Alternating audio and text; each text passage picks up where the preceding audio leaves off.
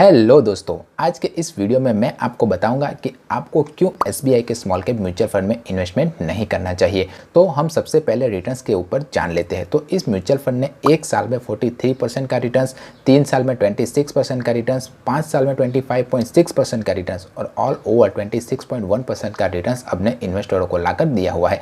Returns के मामले में ये अच्छे रिटर्न्स इन्वेस्टरों को लाकर दे रहा है। पर रुकिए, इसने अपने कैटेगरी एवरेज के बेंचमार्क के रिटर्न्स को बीट नहीं किया हुआ है। यानी कि इस एसबीआई के स्मॉल कैप म्यूचुअल फंड की तुलना में दूसरे स्मॉल कैप म्यूचुअल फंड ने अच्छा परफॉर्म किया हुआ है, वो भी हर क्वार्टरली और हर साल में। तो अगर आपको स्मॉल कैप म्यूचुअल फंड में ही इन्वेस्ट करना है तो दूसरे स्मॉल कैप म्यूचुअल फंड के ऑप्शन को देखिए। आप एसबीआई के स्मॉल कैप म्यूचुअल फंड में क्यों इन्वेस्टमेंट कर रहे हैं, और अगर आपने ऑलरेडी इस म्यूचुअल फंड में इन्वेस्टमेंट किया हुआ है तो मेरी तो यही सलाह होगी कि आप जितना जल्दी हो सके मार्केट के अच्छे टाइम में अपने म्यूचुअल फंड को बेच के दूसरे स्मॉल कैप म्यूचुअल फंड में एंटर करने के बारे में सोच सकते हो।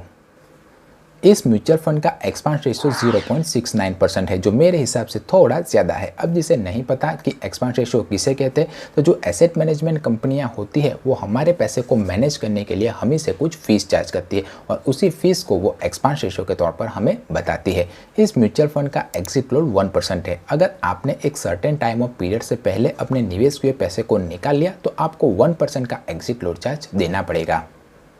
अब हम इस म्यूचुअल फंड पर लगने वाले टैक्स के बारे में बात करें तो आपने अगर 1 साल के भीतर ही अपने निवेश किए पैसे को निकाल लिया तो आपको short term capital gain tax 15% का पूरी अमाउंट पर देना पड़ेगा, जो भी आप निकाल रहे हैं वो उसके ऊपर। पर अगर आपने 1 साल के बाद अपने इन्वेस्ट किए पैसे को निकाला तो आपको long term capital gain tax 10% का देना पड़ेगा और उसमें से भी आपको 1 लाख रुपीज़ का एसेम्पशन मिल जाएगा। अब हम देखते हैं कि इस एसबीआई के स्मॉल कैप म्यूचुअल फंड में किन किन कंपनियों में इन्वेस्टरों के पैसे को निवेश किया हुआ है। तो इसने Blue Star limited, Kalpataru project limited, Chevrolet hotel, GE&TD India limited, Finolex limited जैसी कंपनियों में इन्वेस्टरों के पैसे को निवेश किया हुआ है। अगर आप किसी भी म्यूचुअल फंड में अपने इन्वेस्टमेंट को स्टार्ट करते हो तो इन बातों का ध्यान ज़रूर रखिए। सबसे पहली बात, आप लॉन्ग टर्म के लिए इन्वेस्ट कीजिएगा। लॉन्ग टर्म से मेरा मतलब है 5 साल, 10 साल या उससे ज़्यादा के लिए। तभी कंपाउंडिंग इंटरेस्ट का इफेक्ट आपको निवेश हुए मनी पर देखने को मिलेगा। नंबर 2, मार्केट के उतार चढ़ाव में भी आप अपनी SIP को बंद नहीं करोगे। ये बात आप मुझे ज़रूर लिख के बताइएगा।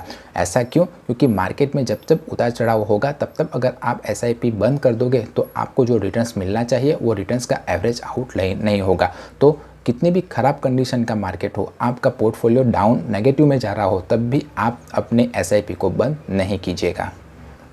और हमेशा अपने पोर्टफोलियो को डाइवर्सिफाई रखें। डाइवर्सिफिकेशन से मेरा मतलब है कि सारे म्यूचुअल फंड, अपना सारा पैसा एक ही म्यूचुअल फंड में मत डाल दीजिएगा। आपके पोर्टफोलियो में एक इंडेक्स म्यूचुअल फंड, एक large and mid cap mutual fund, एक फ्लेक्सी कैप म्यूचुअल फंड और एक सेक्टर म्यूचुअल फंड होना चाहिए, ऐसा मेरा मानना है। मेरा वीडियो पसंद आया है तो वीडियो को लाइक कीजिए।